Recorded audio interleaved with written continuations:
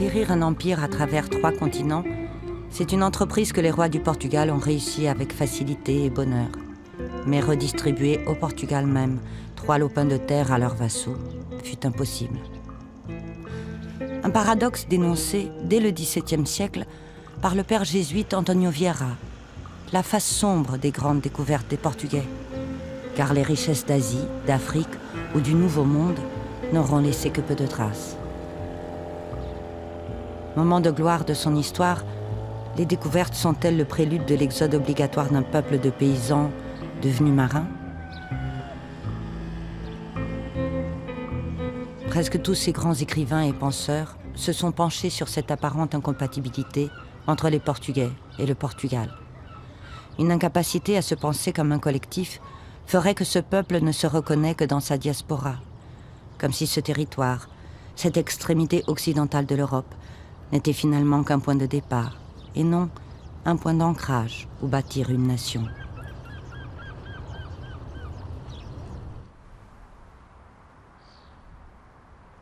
Cette dichotomie entre les Portugais et le Portugal existe vraiment. Mais dire que nous ne construisons notre propre monde qu'à l'extérieur me semble une vision très pessimiste de nous-mêmes. L'histoire du Portugal et ce qui nous a unis tout au long des siècles, c'est surtout la volonté de ne pas se diluer dans l'échiquier ibérique. Les Portugais ne se sont jamais laissés envahir. Ils ont toujours résisté. Comment expliquer ça? C'est une énigme. Tout au long de l'histoire, il y a une force, une persistance, comme un entêtement viscéral à être unique contre les autres. Cette idée peut construire un peuple. L'idée qu'on ne doit pas céder aux autres peut en effet être fondatrice d'une unité. Et je pense que c'est ce qui se passe. Nous préférons servir ceux qui sont très loin, mais nous ne voulons pas servir ceux qui sont proches. Et puis il y a aussi ceux qui pensent que les Portugais gâchent le Portugal et que le Portugal serait merveilleux sans les Portugais. Mais attention, c'est vrai pour d'autres peuples. Ça n'est pas une particularité portugaise, cette diminution et cette autodépréciation si courante parmi nous. Ça n'est pas typiquement portugais. Pessoa, à travers Bernardo Soares, a dit « Ma patrie est la langue portugaise ». C'est une phrase qu'on cite souvent hors contexte, mais elle est toujours utile pour démarrer une conversation. C'est un élément identitaire très fort. La langue portugaise et la façon dont elle a été travaillée par ses écrivains. Ça nous marque profondément. Mais pas que les écrivains. Les peintres, les musiciens, les architectes, les scientifiques. Ils sont tous l'expression de la quintessence de l'âme d'un peuple, ce qui le caractérise et lui donne une identité forte. À nous, Portugais, mais aussi aux autres, c'est certain. Lydia Jorge et Mario de Carvalho sont de la même génération. Elle est née en 1946 dans un petit village au sud du Portugal, lui en 1944 à Lisbonne. Ce sont des témoins directs et engagés des grands événements qui ont marqué l'histoire récente du pays. Comme résistant antifasciste, Mario de Carvalho a connu la prison, la torture et l'exil. Lydia Jorge, les horreurs de la guerre coloniale.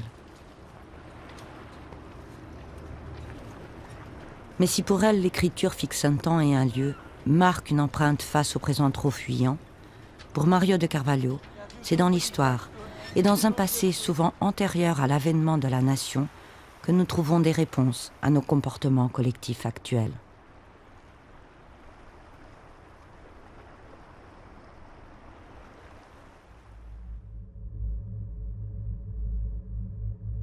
Tens salteador preso.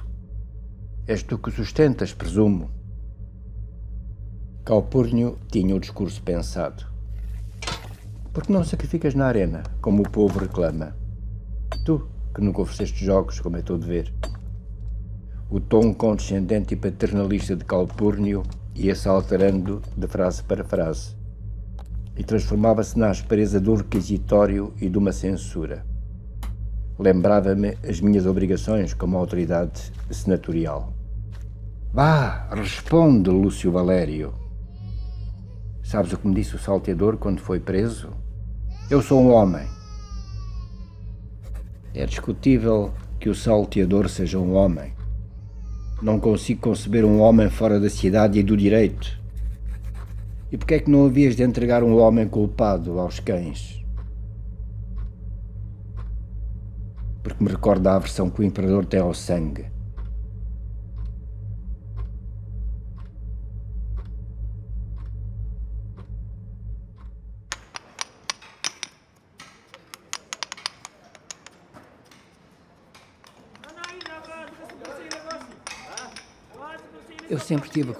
J'ai toujours eu conscience que j'étais portugais, mais je l'ai senti davantage quand j'ai quitté le pays.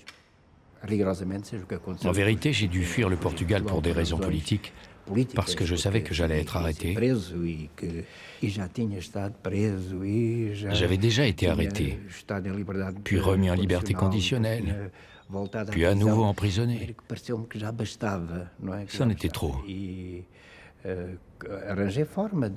Je me suis donc débrouillé.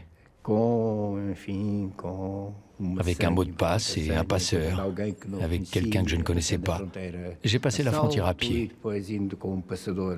Ensuite, avec un joyeux passeur espagnol dont la radio a diffusé le Perón Pompero pendant tout le voyage, je ne peux plus entendre cette musique, j'ai passé la frontière française sans papier. Et à ce moment-là, j'ai senti que je n'étais pas de là, que je n'étais pas de ces lieux, ni d'Espagne, ni de France, ni de Suède plus tard. Je venais d'ailleurs.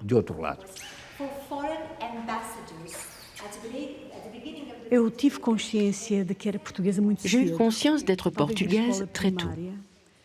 Peut-être à l'école primaire, quand j'ai compris que les parents de certains élèves, mes petits camarades, émigraient.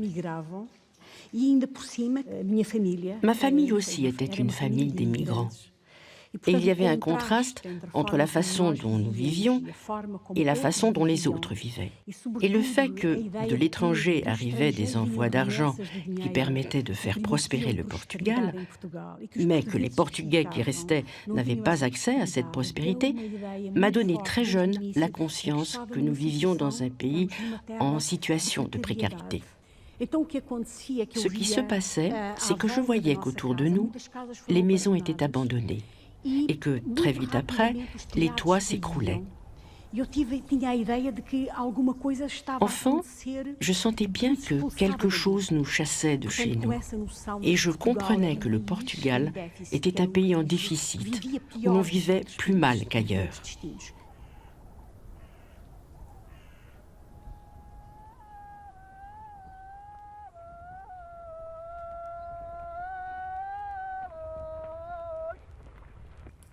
Vai o rego, hoje vai!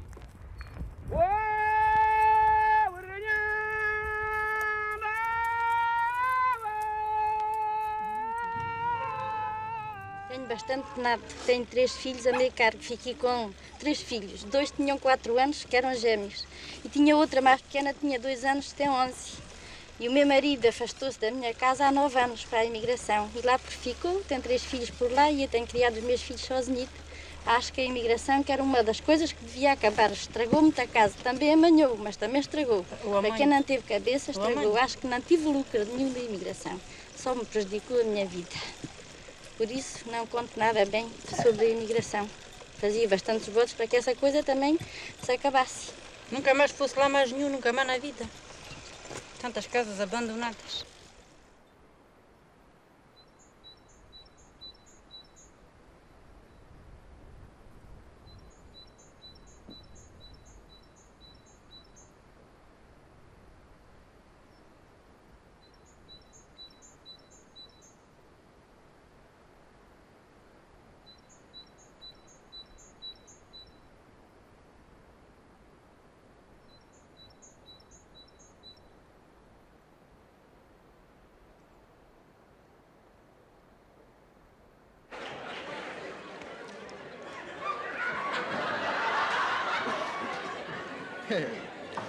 Pois, meu caro João Silva... No more John Silva.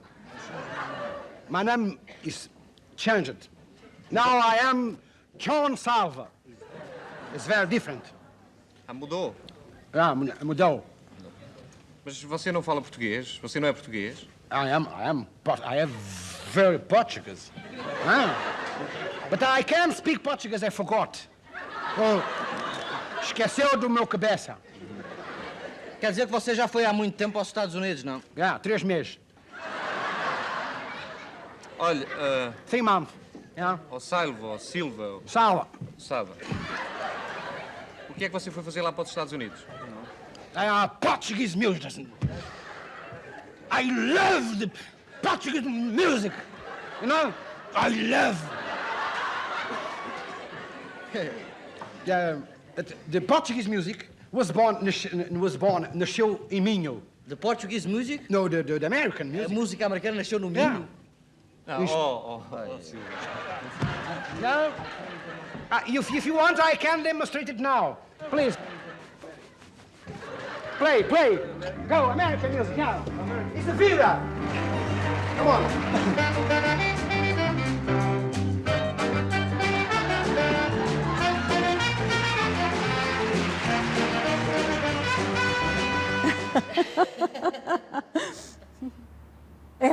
C'est la plus dure des questions. Quelle est notre identité? Je ne sais pas. Je ne vais pas parler du pastel des nata.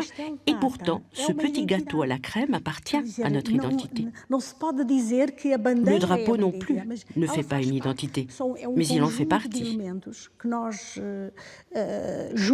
C'est cet ensemble d'éléments avec lequel nous formons une totalité et qui devient notre carte d'identité. Le pluriel est toujours abstrait. Les Portugais, ça n'existe pas. Il y a Joao qui a 30 ans, Antonio qui en a 42 et 2 enfants, il y a Maria. D'ailleurs, en général, quand on veut déshumaniser, on a recours au pluriel.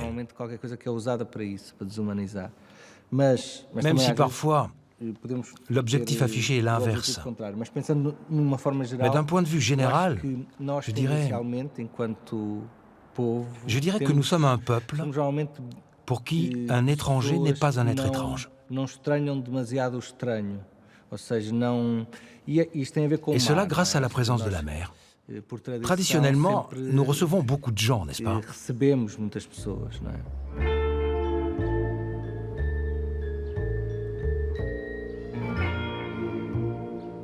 Venho da Europa, sou europeu e português.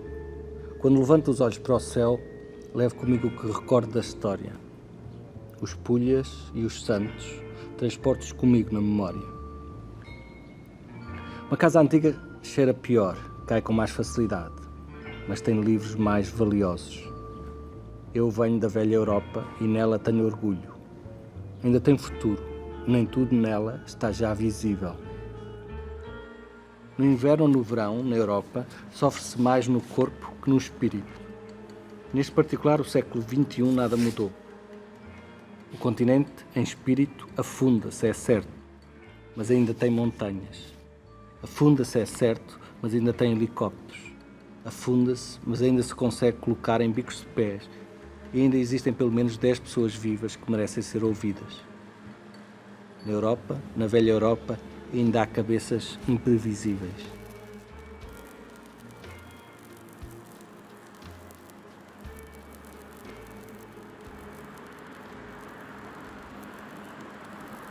Gonçalo M. Tavares est né en 1970. Il a grandi dans l'euphorie de la Révolution des œillets, qui en 1974 a mis fin à 50 ans de dictature, 13 années de guerre coloniale, et a permis l'entrée du Portugal dans l'Europe. Ces récits se passent dans des lieux indéfinis, qui évoquent davantage la grisaille d'une Europe centrale que la chaleur du Sud, ou la saudade, ce regret des choses qui n'ont jamais existé. Tavares fait partie de cette première génération qui n'est pas européenne parce que portugaise, mais bien portugaise et européenne.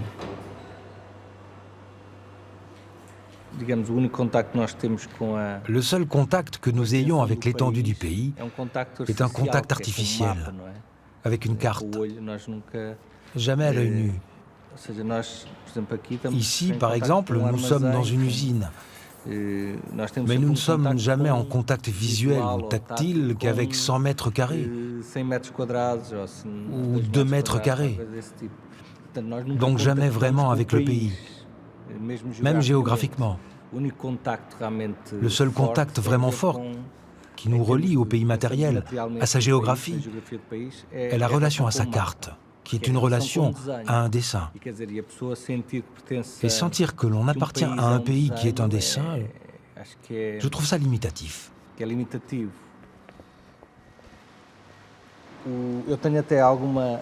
J'ai même une espèce d'allergie. Une allergie à une fixation patriotique qui voudrait qu'il existe un homme portugais, un homme italien. Ce genre de formule me déplaît. Et je trouve ça potentiellement dangereux. Un certain nationalisme dont je me détourne et qui, à la limite, peut déboucher sur des choses très violentes au niveau politique, naît de cette différenciation. Quand on pense qu'il y a une différence essentielle entre un Européen, par exemple, et un non-Européen ou un Asiatique. Je crois que ce genre d'identification peut mener à ce que j'appellerais le profascisme. A nação é uma herança sagrada e a sua integridade não poderá ser sacrificada a ódios, compromissos, ambições insatisfeitas. E para quê, meu Deus, é tão fácil ser governo e é tão difícil governar? Dans ses discours, Salazar se vante d'avoir tout sacrifié à la patrie alors qu'il a une très mauvaise image des Portugais. Il les trouve trop sentimentaux et incapables de réaliser leurs rêves. La méfiance est réciproque. Le peuple portugais ne croit ni au pouvoir, ni à ses élites, ni même à son histoire, trop souvent réduite à des robinsonnades d'un héros isolé. Le mythe du bon peuple portugais soumis aux 3 principes, Dieu, patrie, famille, est l'image fantasmée d'un peuple qui en vérité n'attend plus rien de la terre qu'il a vu naître et ne rêve plus.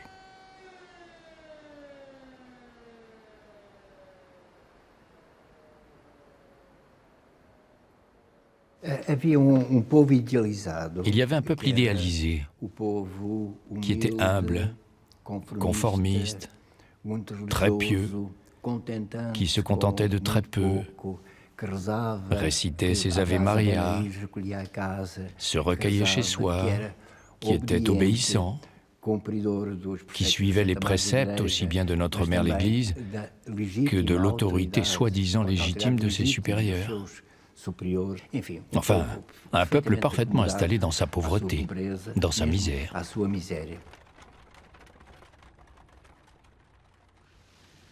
Alguns não veem que trabalhamos por manter a identidade do ser coletivo, reforçando a nossa personalidade nacional.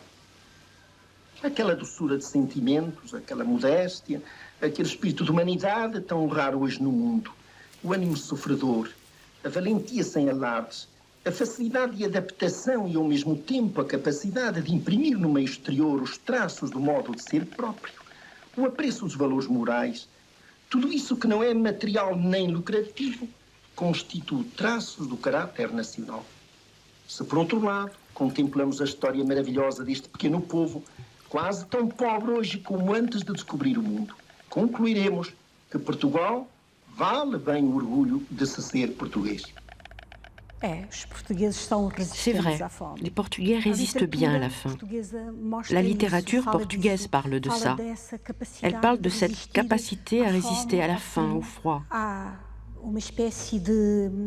Il y a une espèce de capacité stoïque de résistance qui conduit à ce que nous nous soumettions aux dictatures, mais qui nous conduit aussi à des situations d'autodéfense. Et c'est triste de s'apercevoir qu'on en profite de la pire façon dans le monde contemporain. On profite de cette résistance pour en faire d'éternels candidats au sous-emploi.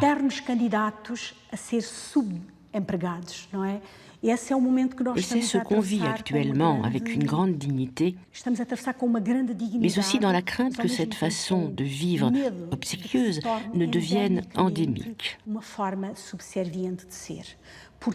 Parce qu'entre la résistance et la soumission, il n'y a qu'un petit pas. Je pense qu'on ne peut pas tirer de conclusion du fait qu'à tel ou tel moment, la situation paraisse paisible, calme et résignée. Parce que l'histoire s'accélère d'un coup, et ce qui était vrai cesse de l'être. Et alors cette accalmie apparente peut dégénérer d'un seul coup en événements qu'on ne prévoyait pas. C'est ce qui s'est passé le 25 avril quand tout a explosé. L'histoire a accéléré de manière quasi hallucinée. Qui sait si nous ne sommes pas proches d'un moment similaire, avec ou sans Europe.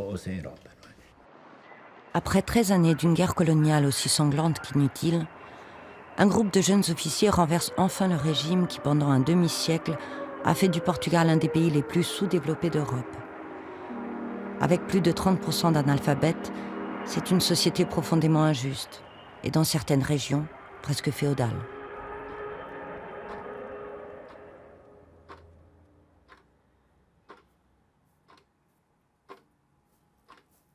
Le matin du 25 avril 1974 a mis fin à ce temps suspendu.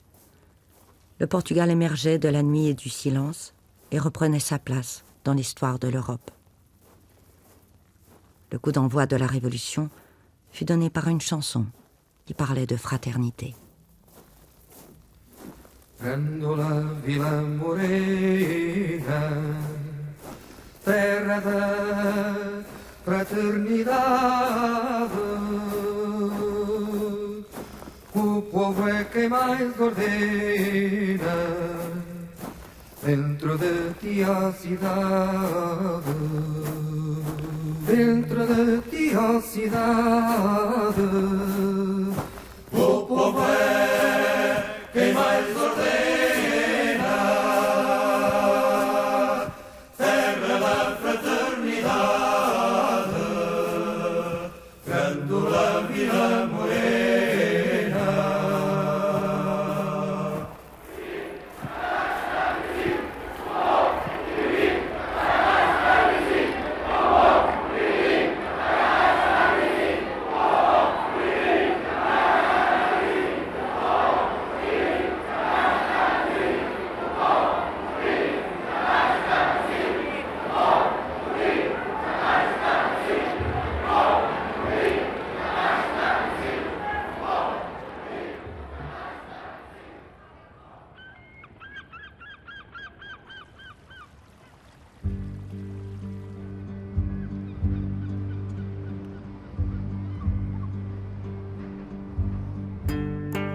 Au moment où l'on fête les 40 ans de la Révolution, force est de constater qu'on n'en a pas fait un symbole d'union.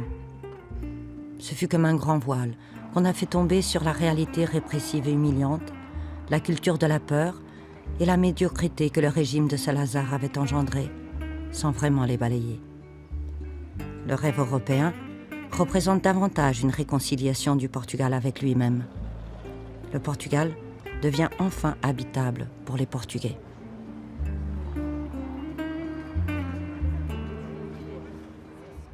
Boa noite. Hoje foi dia diferente. Portugal entrou na CEE. Eram 10h20 da manhã quando nos claustros dos Jerónimos se formalizou o Tratado de Adesão. Nestes claustros, velhos de 4 séculos, juntam-se hoje o passado e o futuro de Portugal. Ao realizar aqui a cerimónia histórica da assinatura do Tratado de Adesão de Portugal às comunidades europeias, quisemos sublinhar que a fidelidade às nossas raízes e tradições constitui condição essencial para a construção do futuro. E agora é debaixo de palmas de toda a assistência. Sem dúvida, um momento de uma importância que só o futuro dirá qual será esse alcance.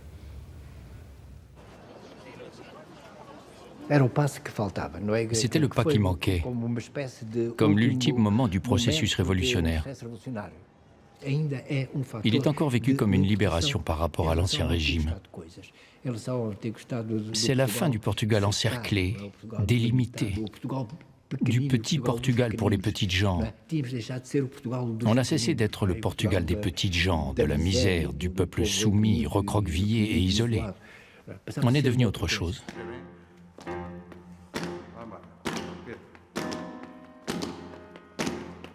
O que é preciso é gente com dente, gente que tenha dente, que mostre o dente, gente que enterra o dente, que vira de unha e dente, e mostre o dente potente ao prepotente. O que é preciso é gente que atire fora.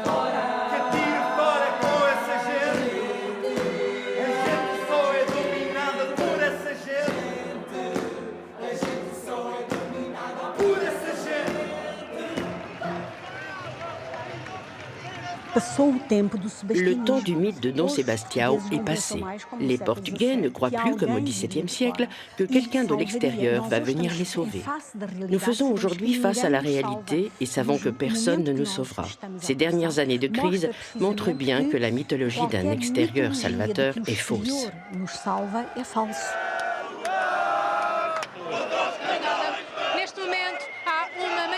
Que chora enquanto canta o hino nacional. Muito boa tarde, chora cantando o hino nacional. Quais são os seus motivos? Eu só choro porque penso no que será o meu futuro. E porque vejo aqui desde bebês a senhor idosos e sinto que isto vai ser tudo em vão, para variar, como tem sido todas. E eu só choro mesmo pelo meu futuro.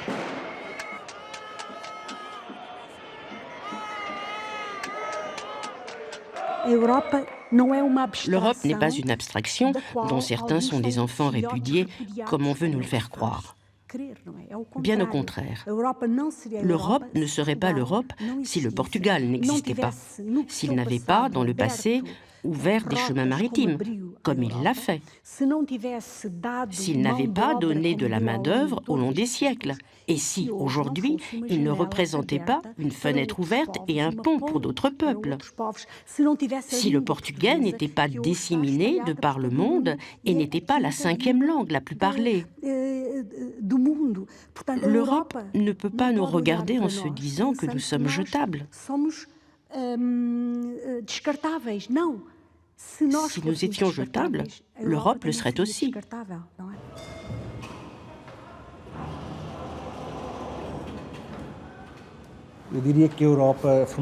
Je dirais qu'une des caractéristiques de la formation de l'Europe, c'est, sans toutefois éliminer l'histoire individuelle de chaque pays, c'est, disons, qu'elle réduit les oscillations historiques et les grands événements de chaque pays.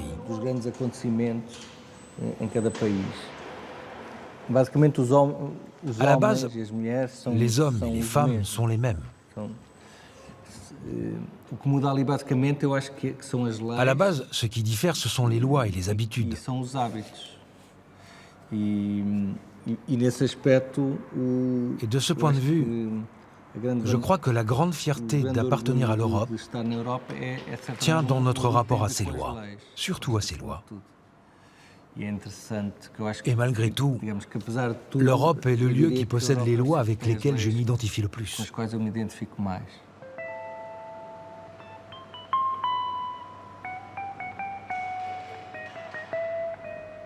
Le Portugal vit aujourd'hui une crise profonde et sent que tout ce qu'il a construit en démocratie est en danger. Malgré quelques manifestations, l'Europe se félicite de la docilité avec laquelle le peuple portugais accepte ce retour en arrière. Elle ne comprend pas l'étrange sentiment de culpabilité qui domine la société portugaise. Coupable d'avoir rêvé une société plus juste, plus riche, plus moderne, plus libre. coupable de vouloir vivre chez soi. Les mots de Fernando Pessoa résonnent comme une fatalité. Jamais un vrai Portugais ne fut que Portugais. Il fut toujours tout. Or, être tout pour un individu, c'est être tout. Être tout pour un collectif signifie que chaque individu n'est rien. Le rêve européen menacé, les Portugais se tournent de nouveau vers d'autres continents.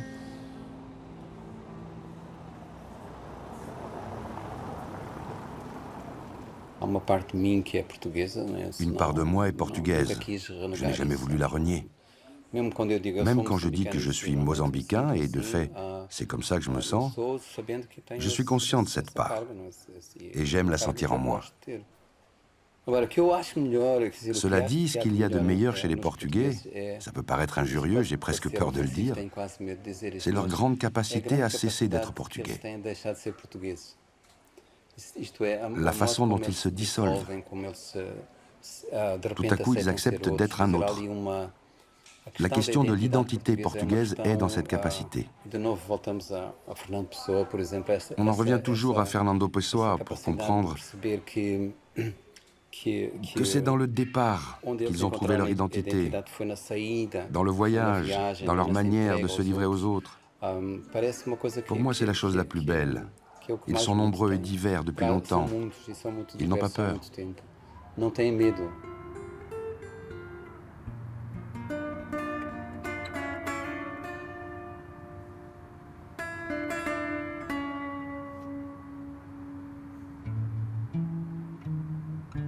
Esta é a diferença. A mulher que encontraste aí em África fica bela apenas para ti. Eu ficava bela para mim, que é um outro modo de dizer para ninguém. É isso que estas negras têm que nunca nós podemos ter. Elas são sempre o corpo inteiro. Elas moram em cada porção do corpo. Todo o seu corpo é mulher, todo o seu tempo é feminino. E nós, brancas, vivemos numa estranha transumância. Ora somos alma, ora somos corpo. Acedemos ao pecado para fugir do inferno. Aspiramos ao desejo para depois tombarmos sob o peso da culpa. Agora que cheguei aqui, subitamente deixei de querer encontrar. Era um sentimento estranho em mim, eu que viajara no sonho de te reconquistar. Na viagem para a África, porém, esse sonho rodopiou. Talvez tivesse esperado demasiado tempo e nessa espera aprendi a gostar de ter saudade.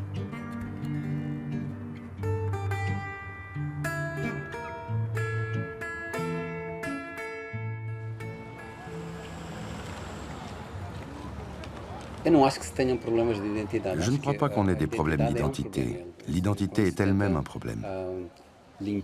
Quand on essaie de polir et de réduire à une seule des identités qui sont toujours plurielles. Le problème, c'est quand on doit accepter ce qu'on nous dit qu'on est. Tu es comme ça. Et on assume qu'on est comme ça, qu'on possède une seule identité. Et moi, je me sens bien. C'est ça que j'ai appris en tant que personne. C'est ça qui m'a ensuite permis le voyage de l'écriture, qui commence avant que je m'assoie pour écrire. Je peux rendre visite aux autres, comprendre que les autres sont en moi. Avant d'être les autres, ils sont moi-même.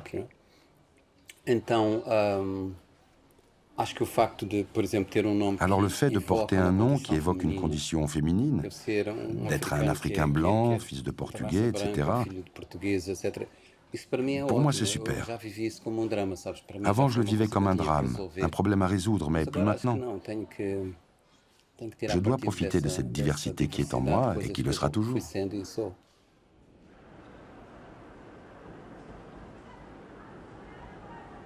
Jamais Mio Couto ne s'est pensé autrement que comme Africain. Fils d'exilés politiques portugais, il est né au Mozambique en 1955. Dans son enfance, le Portugal n'est pour lui qu'une lointaine référence, un souvenir de famille qu'il ne partage pas. Pendant la guerre, comme journaliste, il s'engage du côté des mouvements de libération contre la domination portugaise. Mais Mio Couto sait que le 25 avril et la déclaration d'indépendance du Mozambique en 1975 ne suffisent pas pour mettre fin à la période coloniale. Alors il continue son combat, mais par la littérature. Il ne cesse de dénoncer le fait que les Africains aient fini par accepter le passé que les colonisateurs avaient écrit à leur place. L'indépendance passe aussi par la récupération de ce passé.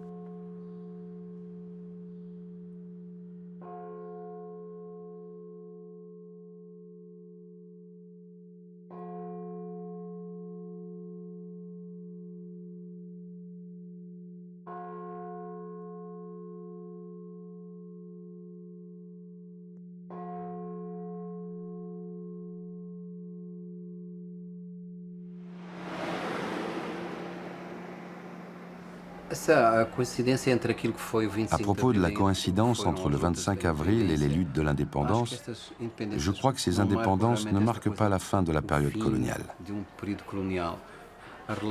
Les relations qu'on a par la suite reproduisent une grande partie de ce qu'a été le passé.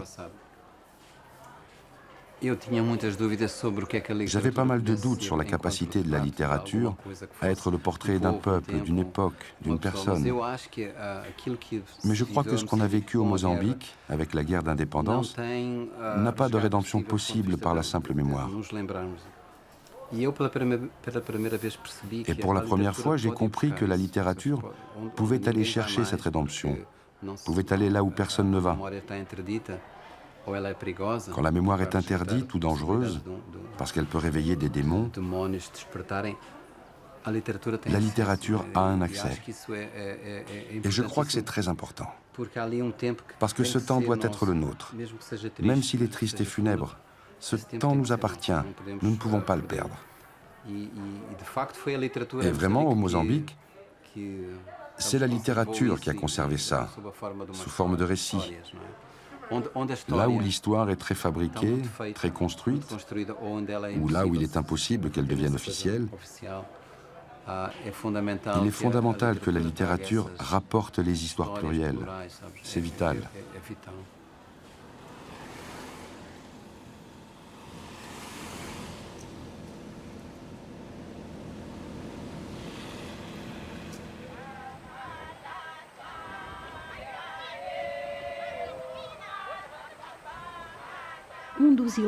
L'un des éléments les plus forts de notre littérature est justement le scandale qu'on cache.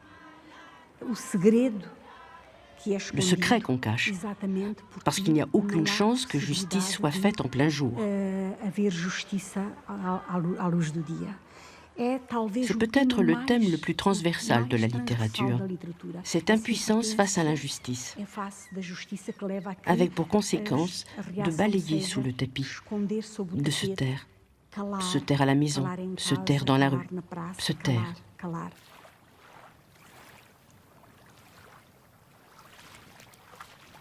Quant à la guerre coloniale, en Angola, au Mozambique, en Guinée, enfin dans les différentes ex-colonies, j'ai vu beaucoup de gens partir le matin et ne jamais revenir. Ils disparaissaient. Parce que notre guerre coloniale était très différente de celle que les Américains menaient au même moment au Vietnam.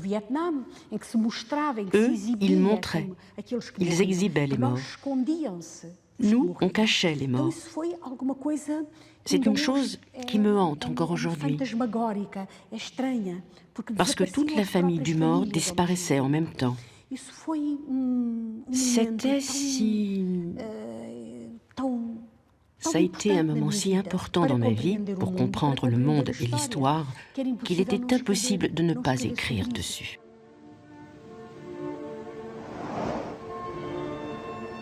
Quero que lhe conte o que se passou nos dias seguintes. Mas de que serve relembrar agora tempo que todos fizemos ao longo destes anos? Esforço tão grande para esquecer.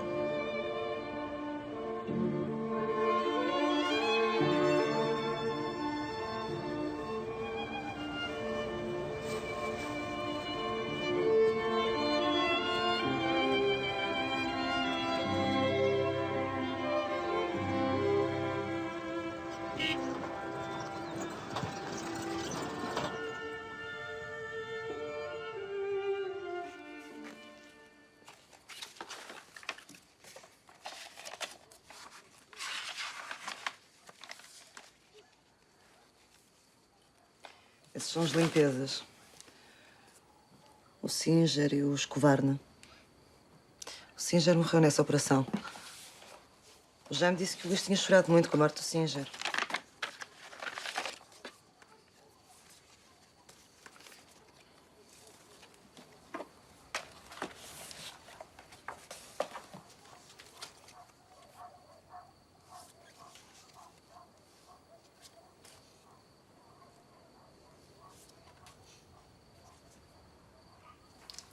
Está a ver o seu marido.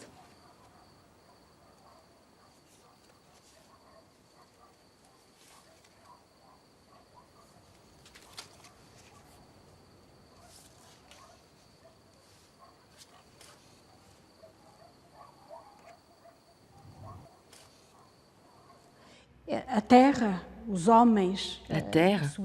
hommes, leur injustice, mais aussi leur capacité de compassion, ce sont des choses qui m'émeuvent. Et les mots qui surgissent sont importants, mais ils sont comme l'habit de tout cela. Finalement, peut-être que tout ce que j'ai écrit est une espèce de longue chronique sur le temps qui passe, rédigée tout au long de ma vie. Et si j'arrive à porter un témoignage sur cette époque, j'aurais déjà fait quelque chose.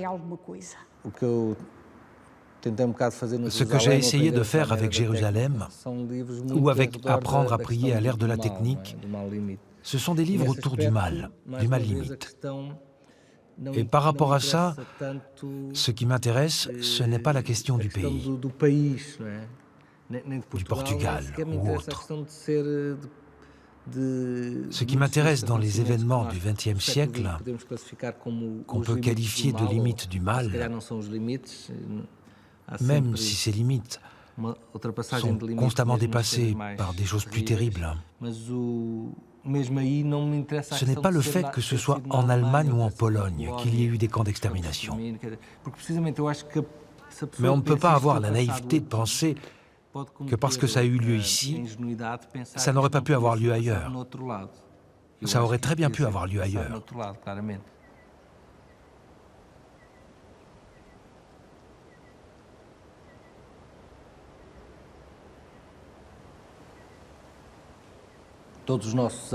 Toutes nos habitudes, notre langue elle-même, sont le résultat d'un itinéraire d'événements très variés.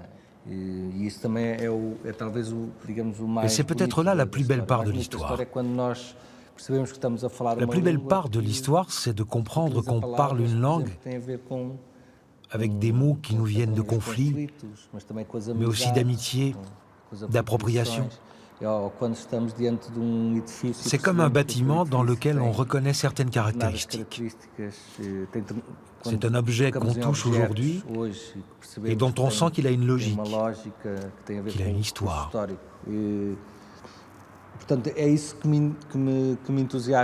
Voilà ce qui m'enthousiasme. Et l'histoire portugaise, c'est une histoire de bonne hospitalité également envers les mots des autres, les objets qui viennent d'ailleurs.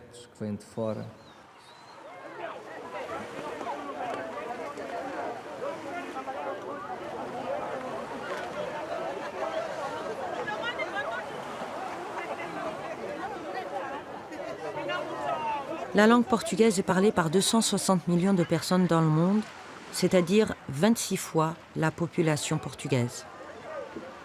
Dans sa construction, on retrouve des influences du latin, du celte, de l'arabe, du japonais. Chaque fois que le Portugal doute de lui-même, c'est vers sa langue qu'il se tourne. Elle est le reflet étincelant d'une histoire qu'on veut glorieuse. Elle est ce qui transforme une faiblesse en force, la diaspora en communion, l'exil en partage.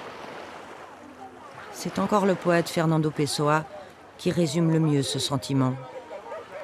Je n'ai pas de sentiment politique ou social. J'ai cependant un grand sentiment patriotique. Ma patrie est la langue portugaise.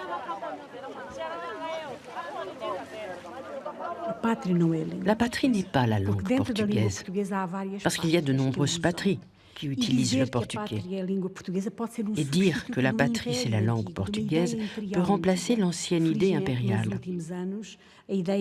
Heureusement, ces dernières années, l'idée que la langue est une patrie, que la langue portugaise est notre patrie, cette phrase de Pessoa si mal comprise, a fini par être mise de côté.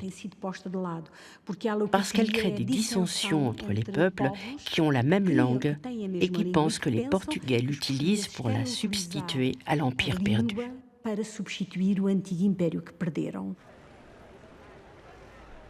Le portugais d'ici est une langue en mouvement. Elle est contagieuse, elle se contamine, elle fait la cour, c'est très beau. C'est un grand privilège et un grand hasard d'être à un endroit et à une époque où la langue elle-même doit se poser des questions. Le portugais, qui est ma langue maternelle, la langue que j'aime parce que c'est la mienne, la langue qui a fait de moi une personne, soudain ne me suffit plus. Et je suis obligé de la revisiter. Je suis toujours en dialogue. Le dialogue de celui qui a besoin de plus. L'essence de la langue, c'est la musique. La langue n'est pas une musique si on la comprend. Quand on ne la comprend pas, la langue est une musique. Et c'est probablement ce qui nous identifie. Une musique maternelle, notre musique maternelle. Et c'est pour ça qu'à l'étranger, lorsqu'on entend notre musique maternelle, on a la sensation d'être sauvé.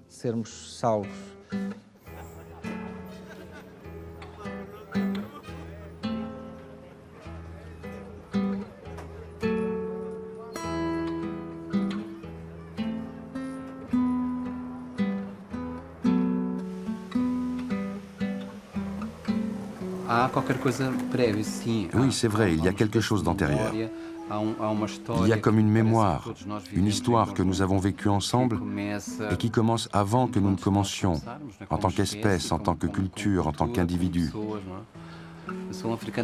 Je suis un Africain qui ne sait pas danser. C'est inconcevable. Je ne peux l'expliquer nulle part. Je ne sais pas danser. Les gens ne comprennent pas. Il est probable que je cherche à compenser cette incapacité par l'écriture.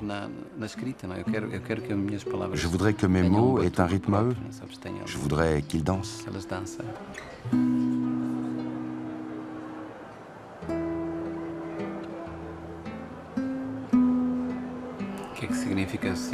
Que signifie être un être de frontière? Ma ville était tellement inondée tous les jours que je ne savais pas si j'appartenais à l'eau ou à la terre. C'est peut-être une construction, quelque chose que je romantise, mais je crois bien que c'est la vérité. En tout cas, c'est la vérité que j'ai choisie pour moi-même.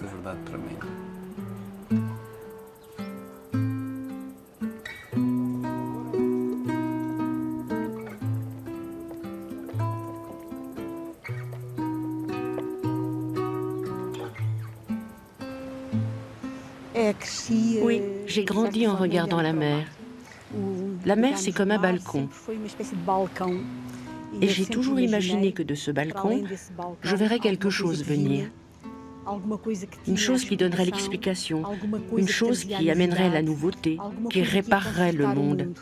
Et encore aujourd'hui, la mer est pour moi l'espace où l'on trouve les réponses.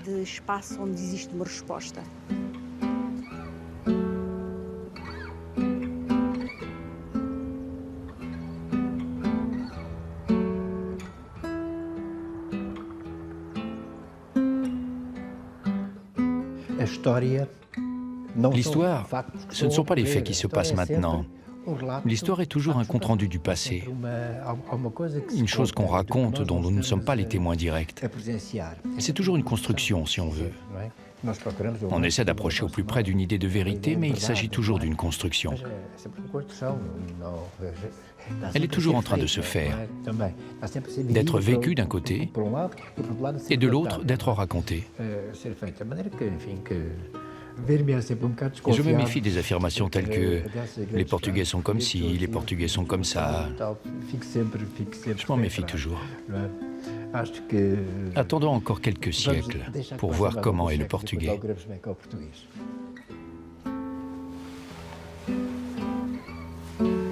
En sortant, Mario chuchote. Il est impossible de trouver une vérité. Même pour un écrivain, lui demandai-je. Oui, mais nous devons continuer à chercher. C'est notre devoir si nous voulons grandir en tant qu'être humain.